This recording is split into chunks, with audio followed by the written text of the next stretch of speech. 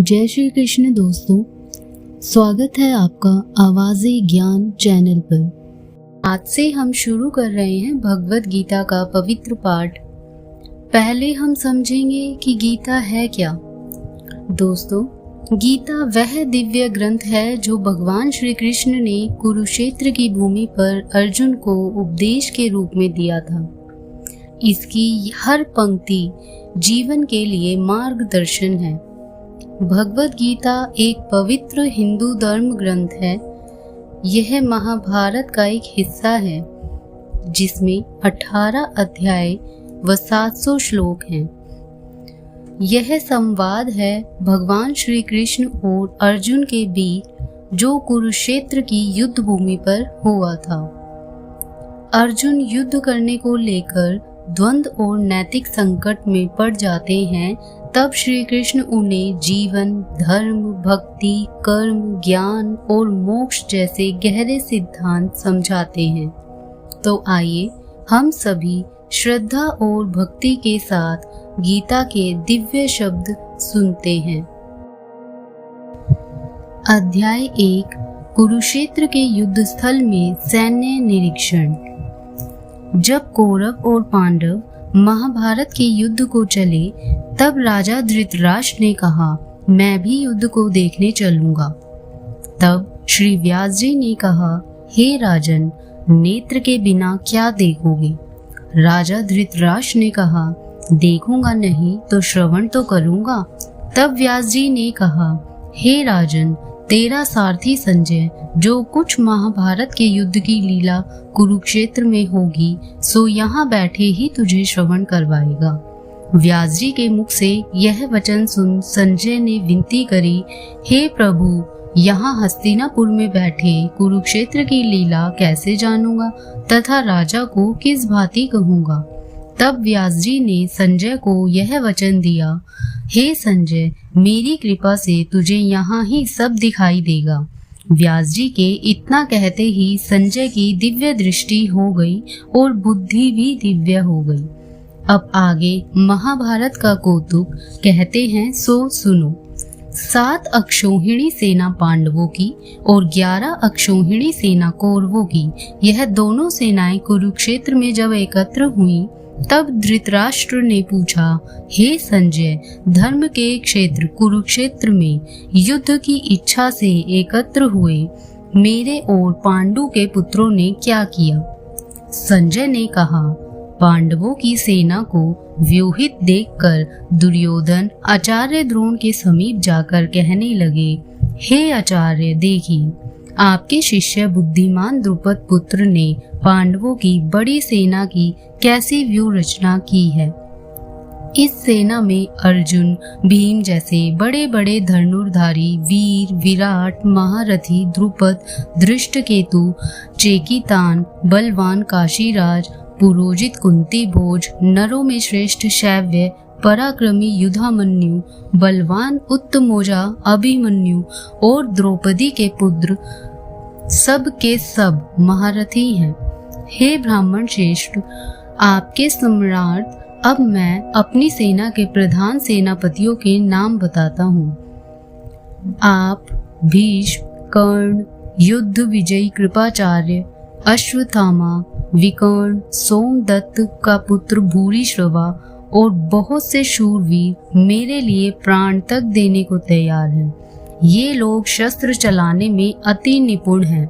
हमारी सेना को, जिसके भीष्म रक्षक हैं, अपरिमित बल है और उनकी सेना, जिसके भीम रक्षक हैं, थोड़ा बल है।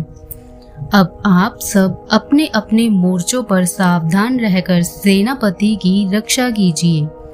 भीष्म पितामह ने दुर्योधन को प्रसन्न करते हुए और ऊंचे स्वर से गरजते हुए शंख बजाया। फिर वहां चारों ओर शंख, नगाड़े, ढोल, गोमुखा आदि बाजे बजने लगे, जिनका बड़ा भयंकर शब्द हुआ, जिसके अनंतर श्री कृष्ण और पांडव अर्जुन ने दिव्य शंखों को बजाया। श्री कृष्ण ने पांचजन्य और अर्जुन ने भी देवदत्त नामक शंख को और भीषण कर्म करने वाले भीम ने पौंड्रक नामक बड़े शंख को बजाया। कुंती पुत्र राजा युधिष्ठिर ने अनंत विजय, नकुल ने सुघोष और सहदेव ने मणिपुष्पक और धनुर्धर काशीराज शिखंडी धृष्टद्युम्न विराट अपराजित सात्यकी राजा द्रुपद और द्रौपदी के 5 पुत्र और महाबाहु अभिमन्यु, इन सब वीरों ने अपने अपने शंखों को बजाया। उन शंखों के भारी शब्द से आकाश और पृथ्वी गूंज उठे और धृतराष्ट्र के पुत्रों के हृदय कांप उठे। हे राजन, अर्जुन ने कौरवों को युद्ध के लिए प्रस्तुत देखकर धनुष उठाकर श्री कृष्ण से कहा कि हे अच्युत, मेरा रथ दोनों सेनाओं के बीच में खड़ा कीजिए, जिससे मैं युद्ध करने वालों को देख लूं कि इस रणभूमि में मुझे किन किन के साथ युद्ध करना चाहिए। दुर्बुद्धि दुर्योधन से प्रीति करने वाले जो युद्ध के लिए यहाँ एकत्रित हुए हैं, उनको देखूंगा। संजय ने कहा, हे राजन। अर्जुन की बात सुनकर श्री कृष्ण ने भीष्म, द्रोण आदि वीरों के सामने उत्तम रथ को खड़ा करके कहा कि हे वीर, युद्ध के लिए उद्यत इन कौरवों को देख लो।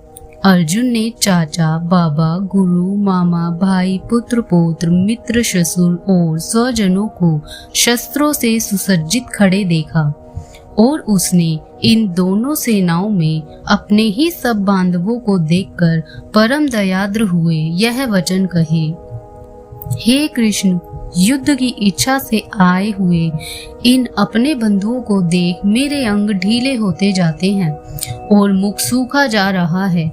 मेरा शरीर बेकल होता है, गांडीव हाथ से गिरा जाता है। हे केशव, मुझ में यहाँ खड़े रहने का सामर्थ्य नहीं है और सब लक्षण मैं उल्टे देख रहा हूँ और संग्राम में अपने स्वजनों का वध करके कोई लाभ नहीं होगा। हे कृष्ण, मैं जीत, राज्य और सुख भी नहीं चाहता हूँ। हे प्रभु, हमको राज्य, भोग और जीवन से क्या काम है, क्योंकि जिनके लिए राज्य, भोग और सुख की इच्छा की जाती है, वे सब इस युद्ध में प्राण और धन की इच्छा छोड़ मरने को तैयार हैं। और आचार्य, पिता, पुत्र, पितामह, माता, ससुर, पौत्र, साले और संबंधी ये सब मुझे मारे तो भी हे मधुसूदन, मैं इन्हें मारने की इच्छा नहीं करूँगा। हे जनार्दन, त्रिलोकी के राज्य के लिए भी मैं इन्हें मारना नहीं चाहता, फिर इस पृथ्वी के राज्य के लिए तो कहना ही क्या। हे जनार्दन, धृतराष्ट्र के पुत्रों को मारकर हमारा क्या भला होगा, इसलिए हमें अपने भाई धृतराष्ट्र के पुत्रों को मारना अनुचित है। हे माधव, स्वजनों को मारकर क्या हम सुखी हो सकते हैं? ये सब लोभ के वशीभूत हैं और कुल के नाश करने तथा मित्र द्रोह करने में पाप को नहीं देखते। कुल नाश के दोष को जानते हुए भी हमको इस पातक से क्यों नहीं दूर रहना चाहिए। कुल का नाश होने से कुल के प्राचीन धर्म नष्ट हो जाते हैं, फिर धर्म नाश होने से कुल में पाप बढ़ता है। हे कृष्ण, पाप से कुल की स्त्रियां व्याभिचारिणी होती हैं, जिससे वर्ण शंकर संतान उत्पन्न होती है। वह वर्ण शंकर जिन पुरुषों ने कुल को नष्ट किया है, उनको तथा उस कुल को नरक में पहुंचाते हैं, क्योंकि श्राद्ध, तर्पण आदि बंद हो जाते हैं। वर्ण शंकर बनाने वाले दोषों से कुल ध्वंसकों के जाति, धर्म और कुल धर्म निरंतर नाश होते हैं। हे जनार्दन, मैंने बराबर सुना है कि कुल धर्म नष्ट होने से निश्चय नरकवास करना होता है।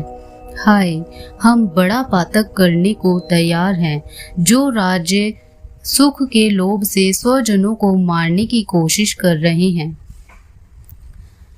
शस्त्रों को धारण किए हुए धृतराष्ट्र के पुत्र यदि मुझे शस्त्र रहित और उपायहीन को रणभूमि में वध कर डाले तो मेरा बहुत कल्याण हो।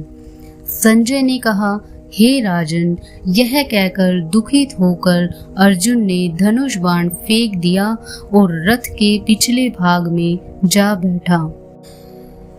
दोस्तों, यह था भगवद गीता का पहला अध्याय।